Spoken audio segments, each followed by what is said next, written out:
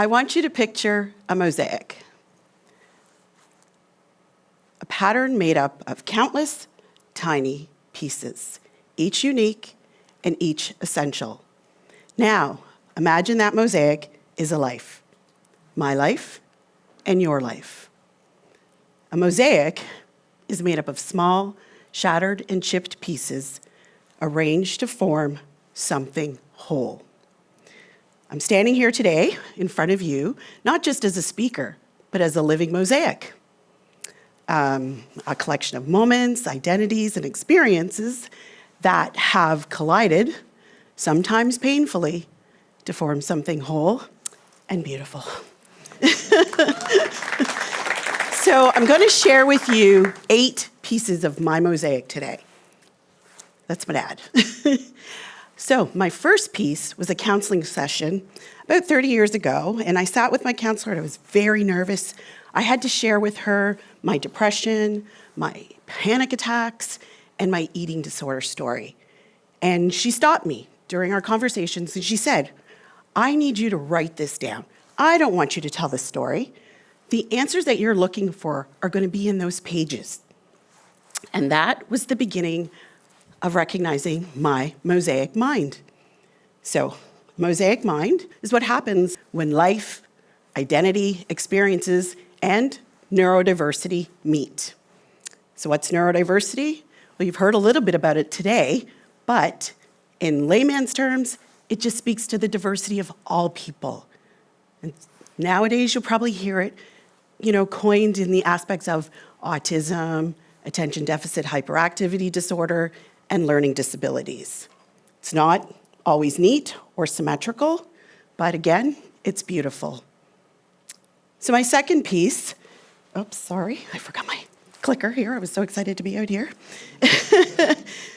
We moved to Soest, Germany in 1969, and I was a little black girl in a German community. My father was serving in the Canadian Armed Forces at the time, and my mom was ready to go back to work, and she required childcare. We lived in what was called the economy. So instead of living in Canadian Armed Forces housing, we actually were housed and billeted with a German family, and they became my caregivers. I was 18 months old at the time, so needless to say, spending the whole day with them, my first language was German. I called them Oma and Opa and their daughter, meine Schwester. Grandmother, grandfather, my sister. Until I started Canadian kindergarten, I spoke only German. My mother would take me to the market, and I was her little translator, so she could do all of her shopping, and she would tote me along so that I could buy things for her because she couldn't speak the language.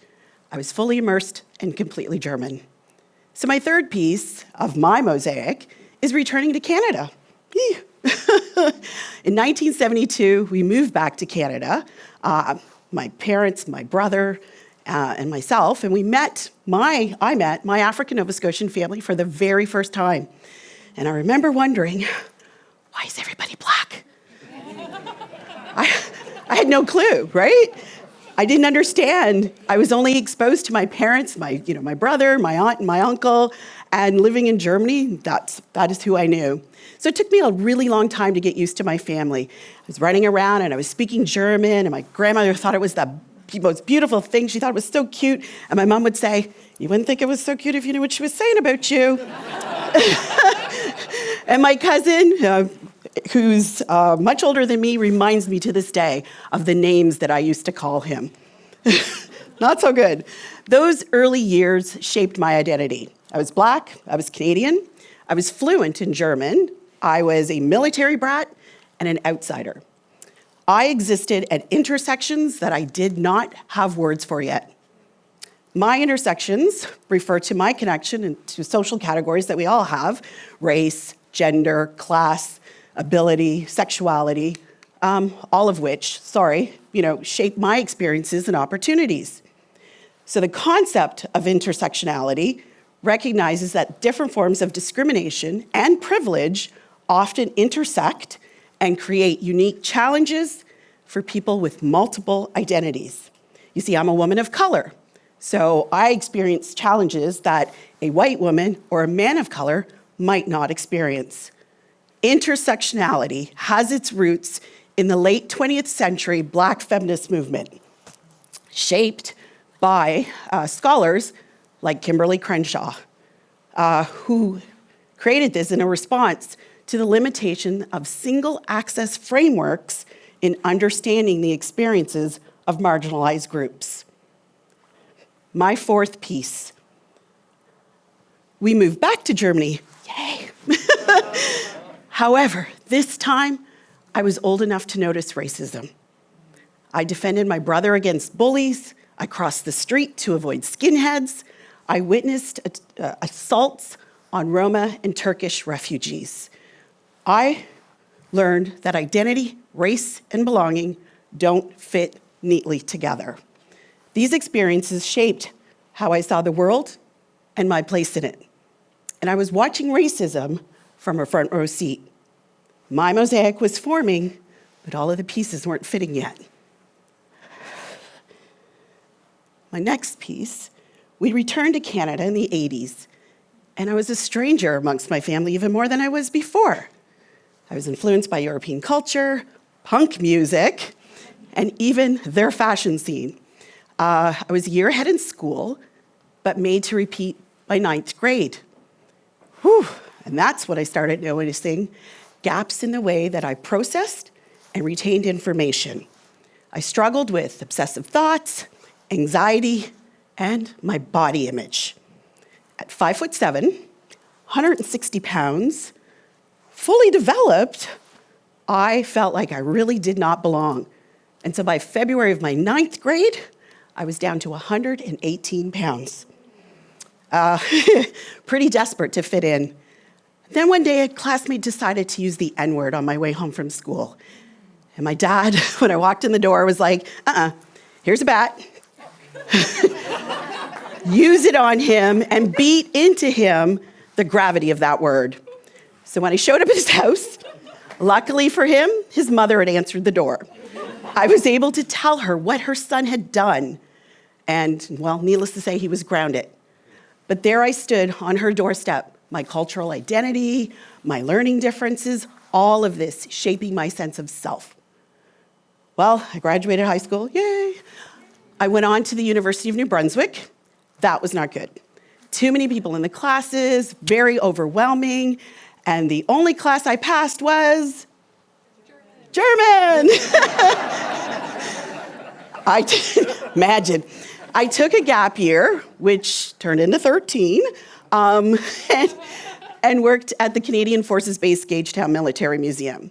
I spent 8 months with 2 World War II veterans, and they taught me so much about life and resilience, and as well, of course, history.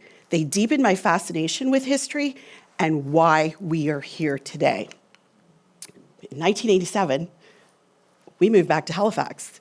Never been, lived everywhere else in the world, and I became a barista. Totally disappointed my parents. They wanted me to go to Dalhousie University, but I could not set myself up for failure, and I could not sit in a classroom again. Working in the coffee shop was the perfect spot for me at that time of my life.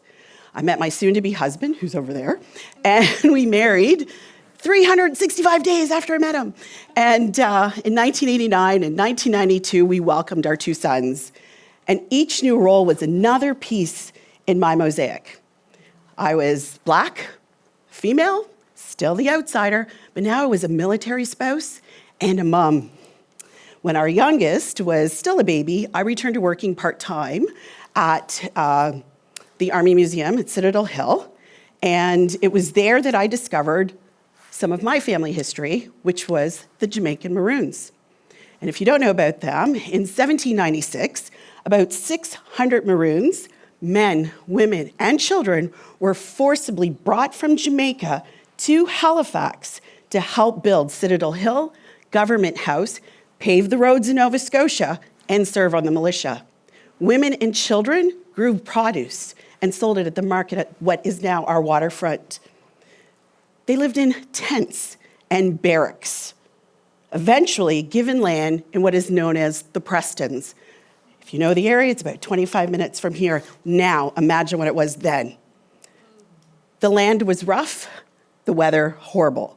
So within 4 years, 1800, many of them emigrated to Sierra Leone because they could not return to their home country of Jamaica.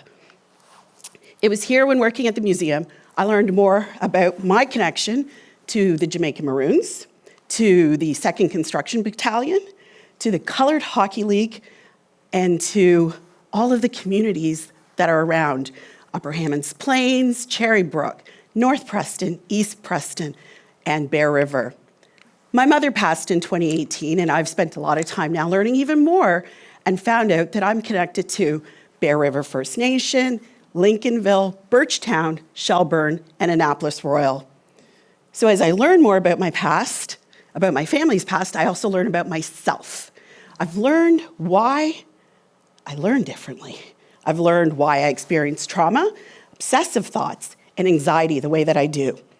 So my counselor kept encouraging me, keep writing, keep writing, keep writing.